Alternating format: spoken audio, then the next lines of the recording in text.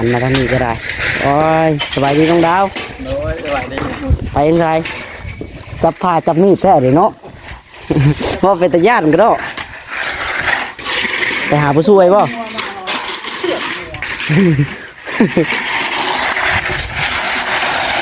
งัวเด้อได้งัวใหม่ฮะจะปาดจะมีดไปละคนซื้องัวใหม่บ่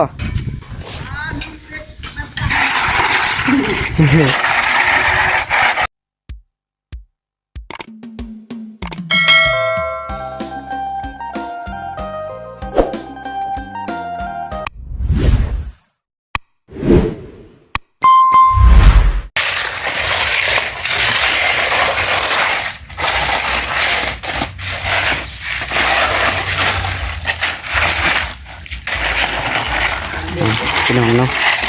เปิดภาพมากะกำลังกวาดเนาะเรียบร้อยแล้วได้ประเด็นเนาะตอนนี้บรรยากาศ7 โมงพี่น้องจะเข้า8 โมงเลยล่ะเนาะยังอีกประมาณ2 นาที8 โมงแล้วเนาะเอาจังใดก็ได้สบายดียังไงที่ได้สุขสุขเนาะหลังจากปาดพืชนี้แล้วก็ที่ขึ้นไปเพื่อนในตู้ต้นยางเพื่อนพอตู้ต้นยางเนาะขึ้นไปเฮ็ดเวียกอยู่พุ่นพี่น้องเลยวันนี้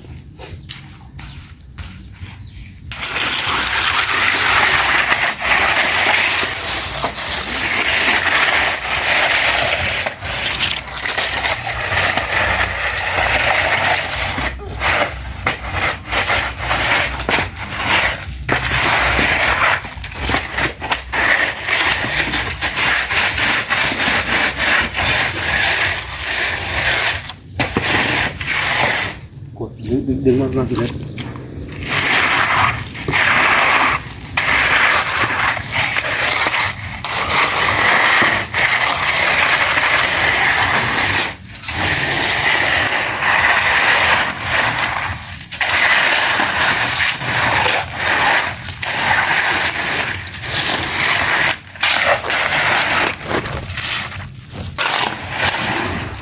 ว้า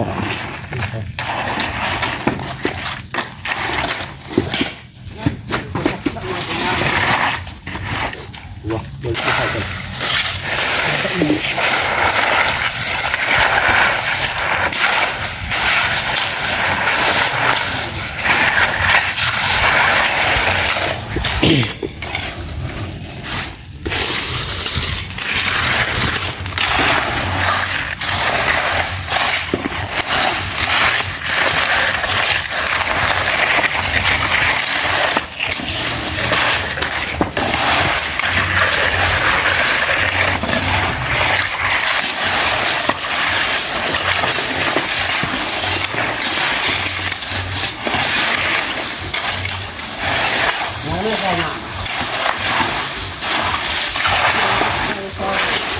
ยังบ่พอบ่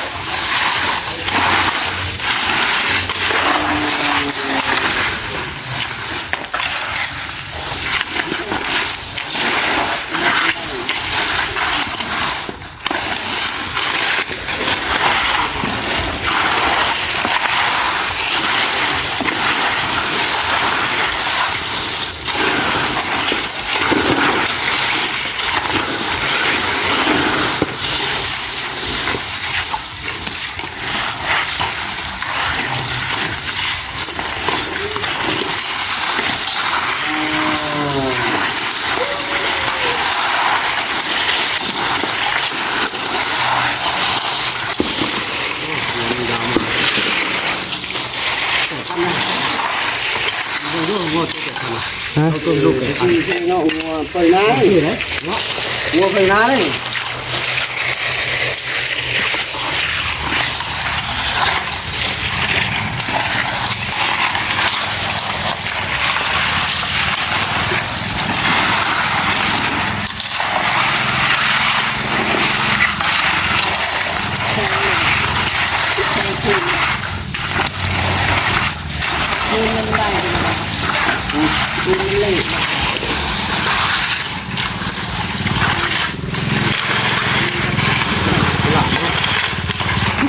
แล้วนั่นแหละคือช่องเลย นี่ยัง เราดูงัวมาไม่เยอะเลย ได้นั่งไม่ได้อยู่ กิ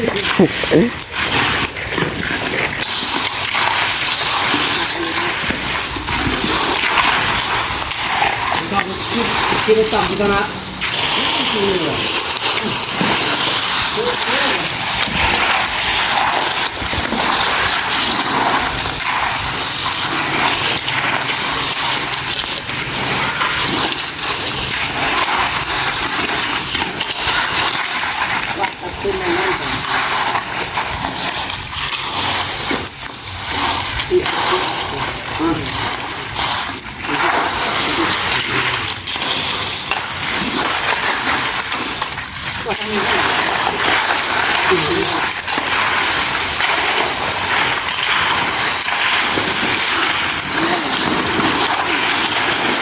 พอแล้วมั่งน้ำถ่วยมันโล่นออกบนเหรอ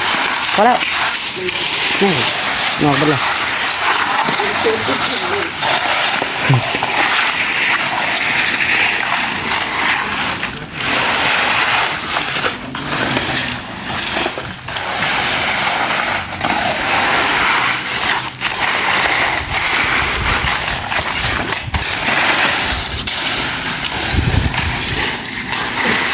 เนี่ยถึงปากเองเลยมันนี่มืออันเขาออกเพจทางได้เหมือนเจ้าได้บอกออกเพจทางเลยใครจะเป็นหัวหน้านำผ้าหวานเพราะว่าคนแยกหน่วยเลยหน่วยเก้ากับเห็ดพอแต่หน่วยเก้าเบาหัวเหมือนกันนะเพราะว่าคือเปียกกันพวกเนี่ยหน่วยสี่หลายคนพอหน่วยเก้าให้คู่รวมกับหน่วยสี่ด้วยเนาะพ่อหน่วยเก้าเขามาคนบุหลายเนาะเพราะว่าคนในรุ่นยังไม่ได้ถูกเขาคนไปบุกเคยอยู่บ้านหรอกนะอยู่แต่อยู่ไปหางานอยู่ไทยแบบก็เลยคนกับโบราณไงแล้วรุ่นไม่ได้คอยอยู่มีแต่ไปที่เรียกที่งานเบิดทำเลยเก้าน้องหลาครับหน้าสวยกันหน่อย ปากเนี้ย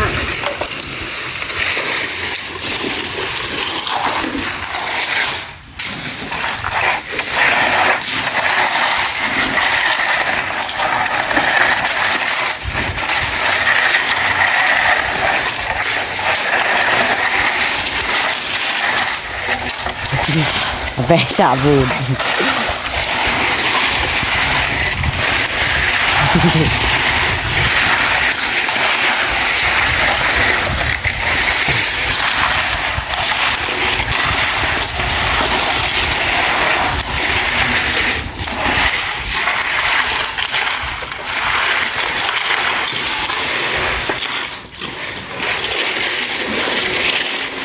บ้ารักกระตุ้งเงี้ยของน้องไปอยากดูซ้ำ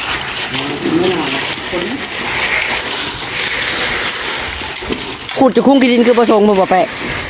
ให้บ่ผสมแล้วขุดคุ้งพืชโลดเพราะเวลาจะผสมปูนจะขุดคุ้งกินดินคือผสมคือมันจะแตกขักอะไรวันป่าบ่อยากลงแล้วหาขุดแต่เทิงดินแห่มันข้าจะรูอยู่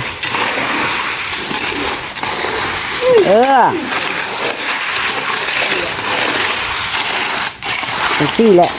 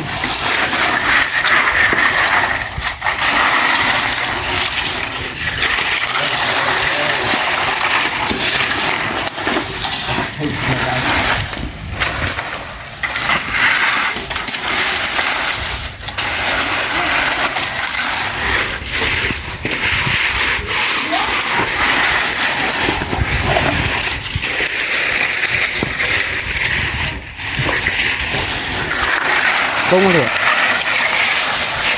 ไม่จะลงมา ปลาไปจากลงเนาะดีให้นี่ส่วนเอาปูนตัวนี้ใส่ตึกใส่ให้ถึงส่วน ปันละไหลมาเลยเด้ง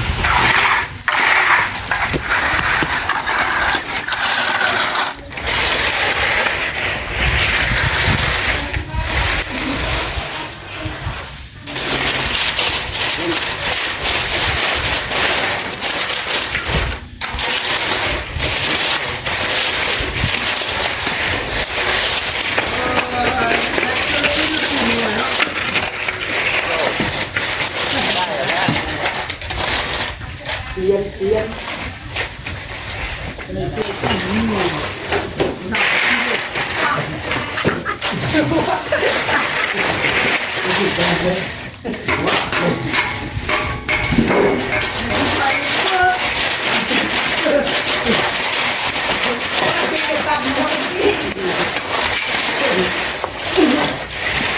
ไปก็เลยม้วนจ้ะ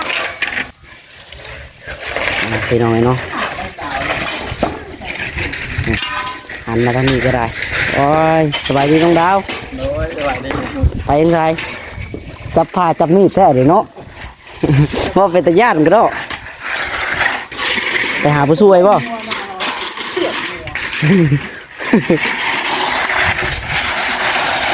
งัวเด้อได้งัวใหม่ค่ะจะผ่าจะมีดไปละ คนซื้องัวใหม่บ่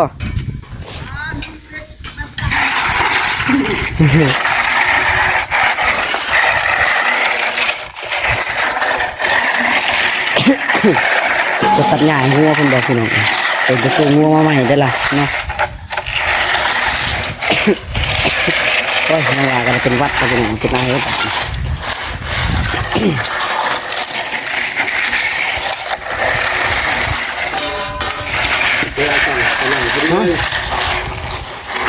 ผู้สาดนั่ง พอดีบรมเนาะ รถผู้ที่ผู้สาดนั่ง พอดีบรมอ่ะอยู่ข้างโต๊ะกันเลย ผู้สาดนั่งเลยเป็นการนี่ได้ยันลิ้นน้ำอยู่ในมัน เอามันก็นั่งอยู่เทิงไปแล้วเนาะจวดอยู่เทิงไปเลยเนาะถือทองเรียบร้อยที่นี่บ้านนี้ในทองเก็บรายละเอียด เอ้ยได้จ้ะ เอาไปได้หลักล้านเขา จะปีนกงหุ้งแล้วบ่คุณกงหุ้งมาพร้อมแล้วนี่คือว่าแล้วไปหมักหุ้งแล้วจะได้ปีนแล้ว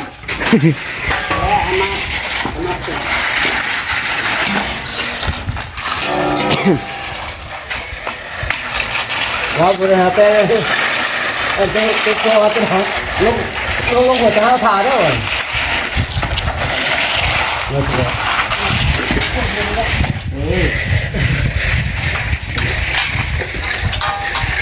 ตอนนี้มั่งหลักล้านเตรียม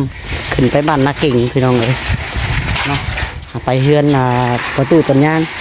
ไปเกาะกระเทอไปเพื่อนเนาะมีงานเขามาใหม่เขามาทางเบาแสนเพื่อนพี่น้องเลย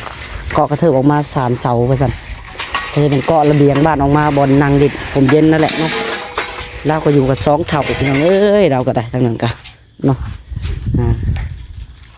อยู่ไปเนาะ บอกวิธีเรื่องอะไรเด้อใจมันมีกินแล้วต่อไปไว้นี่เลยบอกเอาไหนให้ได้น่ะ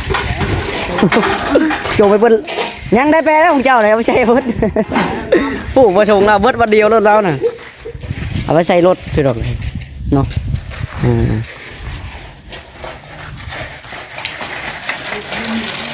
เรียบร้อยบัดนี้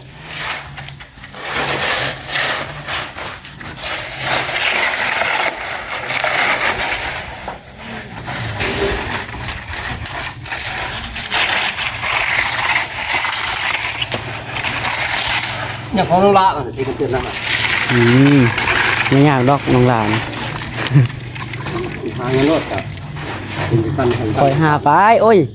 ให้แล้วของน้องตัวทองก่อนนี่นะเฮ็ดคอยเฮ็ดไปนี่น้ำเด้พี่ดอกนี่เฮินน้องหลานยังตัวทันได้เทได้ขาอันนี้เนาะตัวทองสิบยังบ่อ้อมตัวทองก็ได้ยังบ่อ้อมคักเนาะยังงันข้างพุทธหลังบ้านโอ้ยไปทางใดฮะ พากันไปไส เรื่องอะไรก็ เดี๋ยวเขาสิโนยืมหมวกกันน็อกโอ้ยข่อยบ่มีหมวกกันน็อกจังอัน บ่ใส่ก็ได้ใส่ก็ได้ ข่อยบ่มีหมวกกันน็อกได้บ่โมย เอาบ่เป็นหยัง ฮะ บ่เป็นหยัง ไปเที่ยว เอาลายเส้นจากลูกหลานแล้ว เฮาบ่มีหมวกกันน็อกหมวกกันน็อกเฮาเพ่หมดเลย หมวก ตกจากรถจักรมันแตก